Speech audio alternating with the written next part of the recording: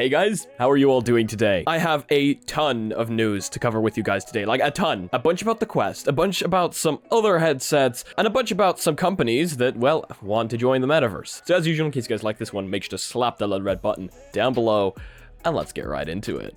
So first of all, we're starting off with something quite funny. Apparently, Mark Zuckerberg wants people working for Facebook in the Metaverse to be called Metamates. Now, if that isn't a little funny or creepy in some way, I don't know what is. Mark Zuckerberg rolled out new company values on Tuesday, including one based on a maritime saying. The CEO of Meta, formerly known as Facebook, said in a post on his Facebook page that he had told employees in a virtual all-hands meeting that he wanted the workforce to adopt to a new motto: Metamates me. Metamates me is about being good stewards of our company and mission, he wrote. It's about the sense of responsibility we have for our collective success and each other as teammates. It's about taking care of our company and each other.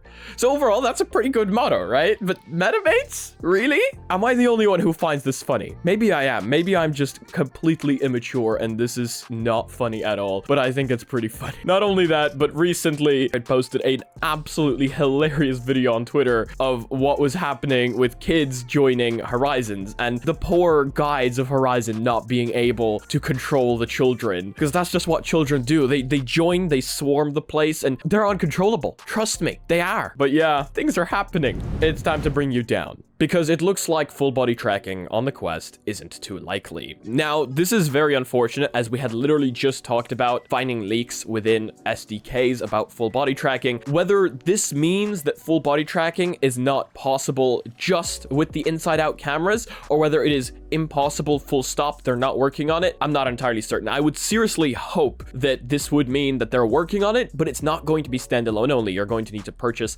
something else for the Quest in order for it to be able to track your body, which is perfectly reasonable. I would buy it. In his latest Q&A, Bosworth was asked about the potential of full body tracking on future headsets from the company, but dismissed the idea of not being viable with inside-out tracking. We actually tried full body tracking with the Quest only, with only the Quest's cameras, and it did an okay job, yes, but there were moments where it would completely lose tracking and not be able to see the legs. Like, for example, if you lift your leg and it goes up behind you, the Quest isn't going to be able to see it. That's pretty reasonable, right? So it makes sense as to why they would be saying this. But they are talking about the inside-out cameras here, so I would certainly hope that maybe Cambria, with its cameras on controllers, or, for example, base stations, you know, they did have the old CV1 lighthouses, which I think I still have somewhere. Now, here's some very interesting stuff. First of all, we've got v38 leaks posted on this channel, whose name, unfortunately, I am not going to attempt to pronounce, as I would almost definitely get it wrong. However, on this channel, we have leaks posted about the v38 firmware for the Oculus Quest 2.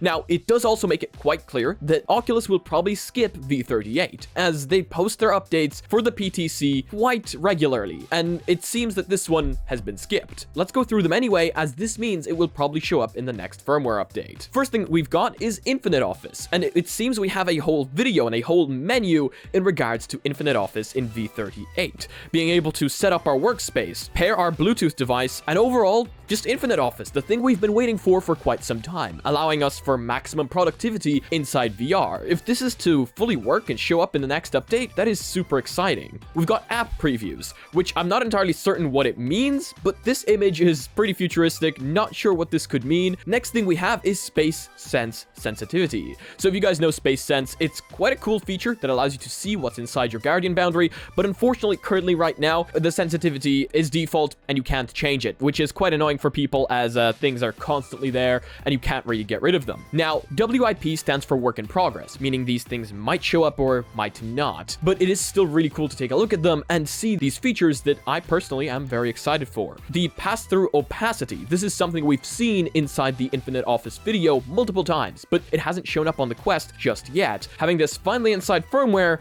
would be really cool. Now, another really cool leak that I want to talk to you guys about is a Cambria leak, and this one is in regards to Face Haptics. It was posted by, sadly it's Bradley of course, and it seems that Cambria will have some sort of face haptics. Now, this was found within firmware in regards to Qualcomm haptics, I would say. And it is overall very exciting. Face haptics are not something that you see every day and could definitely make horror games a lot creepier. Let me know if you guys would like face haptics down below or whether you'd prefer to keep them off, as I know some of you probably would. That's all super exciting, and it's really cool to start seeing these features that I personally am very excited for. It seems that the Infinite Office side of things is finally getting fully fleshed out, and this is something a lot of us are waiting for. And some pretty good news once again, VR's biggest ad yet pushed the MetaQuest to a national audience during the Super Bowl. You guys know the ad that everyone criticized and was like, what the hell is this? That people were like, they're comparing us, the people that use Quest headsets, to this animatronic being crushed inside a trash compactor. It's wow. If you think about it that way, well, it's certainly not going to be positive at all. People had very mixed feelings. Some people hated it, a lot of people hated it, but it did push the Quest to a national level. It's hard to find a single event with a bigger audience than the Super Bowl, which has made it one of the hottest places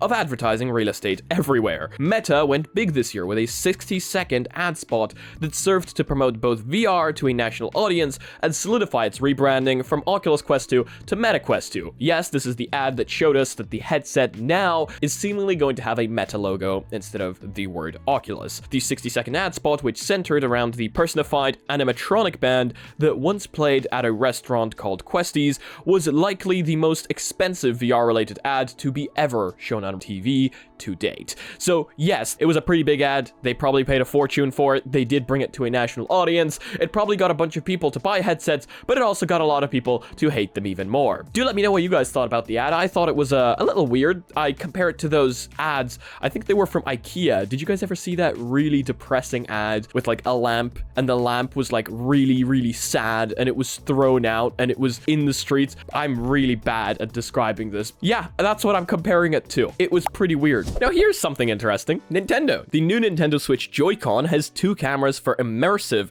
AR gaming, streaming, and photography. However, it is very important to mention that it is just a concept. But that doesn't change the fact that I think adding anything onto a Joy-Con and it being able to interface with the Switch is just incredibly cool, because it means you can get upgrades with the same interface, same Switch, but upgrades in hardware. It's really impressive. Designed to uplift Nintendo Switch from merely a gaming device, the Joy-Cam is a controller that snaps into the left-hand side of the gaming console, giving it front and rear-facing cameras so that you can capture photos and videos and play an immersive AR and MR, and even stream your reactions while you game. The Joy-Cam comes from the mind of UK-based designer Liam de la Boudoyer, and I'm really sorry if I pronounced that incorrectly, a tech enthusiast who believes the Nintendo Switch has more potential than being simply a gaming console. The Joy-Cam gives the Switch photographic features, turning the console into a much more versatile multimedia device. That's really cool. As you guys might know, you can actually install Android on the Switch. I don't think this is supported in any way, shape, or form, and you might get banned for it, so don't do it. I'm a big fan of users coming out, showing us their ideas, and being like, hey, this device is actually a lot more powerful than the company originally anticipated it to be. Do let me know what you think about this one. Talking about that, Nintendo does actually want to join the Metaverse. The gaming giant Nintendo is interested in the concept of the Metaverse, but doesn't plan to participate in its making right away. I know a lot of you hate the word Metaverse, and I've said it about a gajillion times in this video already, so I apologize. To a lot of people, it's just a buzzword. I was talking about this. I think currently it's just a buzzword. I think companies see it as something else, and we as users see it as something else. I'm gonna say it once again. I think this should be an open internet that everyone has access to, and it's kind of like the internet, but you can actually physically be inside of it. The company president said as much when asked about the idea at a recent earnings Q&A. The Metaverse has captured the attention of many companies around the world and has great potential, he said. When the concept of the Metaverse is introduced in the media, games like Animal Crossing, New Horizons are sometimes brought up as examples. In that sense, the Metaverse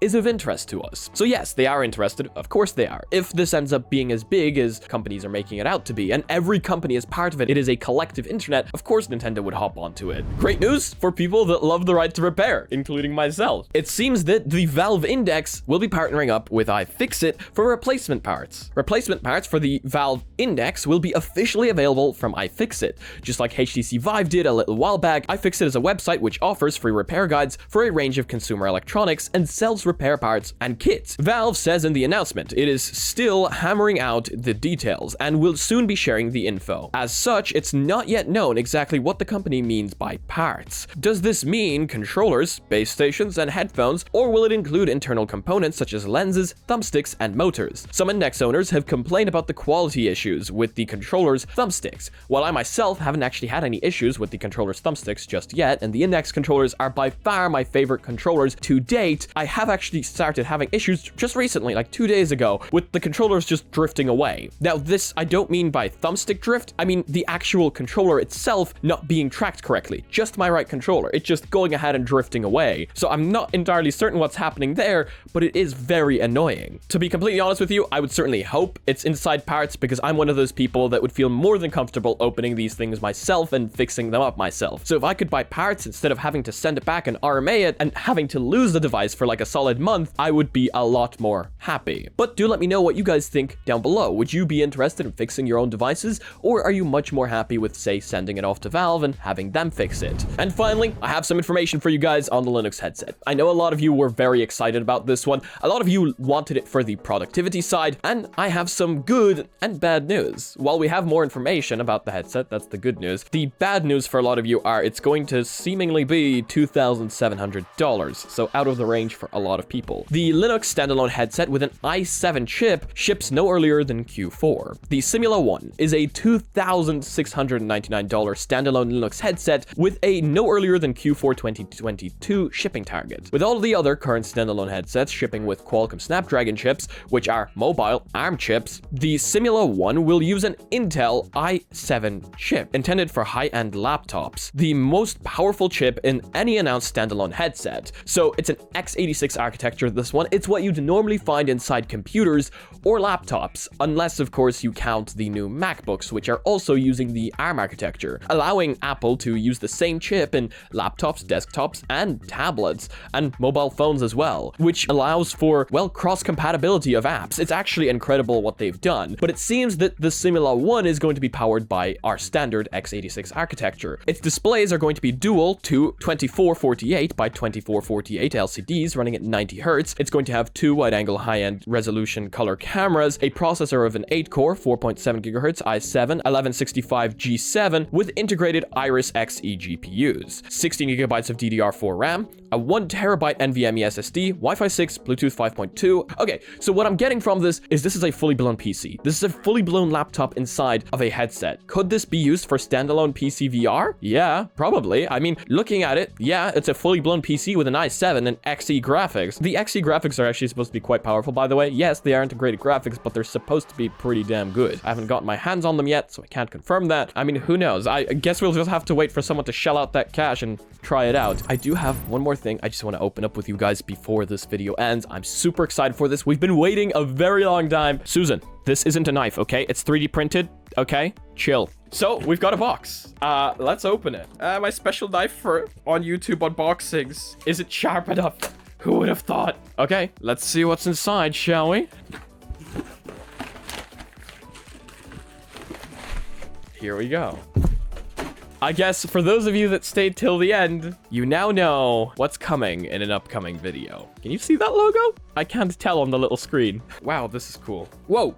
Hello. I got stickers. What do these have to do with the Tundra trackers? Thank you for the stickers, Tundra. I appreciate it. Well, I'm excited to test these out. But that is going to be it for today's video. Thank you all so much for joining me. I hope you all have a fantastic day or night. If you guys liked it, please leave a like. If you guys disliked it, I guess this button works too. But please tell me why down in the comment section below. A bunch of like diversity videos are coming right now, like maybe less news and more diversity. Yes, news will still be here, but I'm happy to announce diversity. That's, you know, diversity is always good. Thank you so much to the patrons that allow me to do things like this, allow me to go into diversity. Thank you so much for helping me, you know, pay for my subscriptions here and there, and overall just making these videos better. If you guys would like to support the channel in any way, shape, or form, I've got sick mugs down below that boost your FPS by 300%. And merch that does not put a huge ad on your body. And if you guys are not yet part of our community, check out our Discord down below and check out our Reddit. You're always very welcome there. I want to see you posting your spicy memes. And as usual, in case you guys want to be notified about future content coming up on the channel, make sure to smack that subscribe button with your forehead, ding my bell, and see you again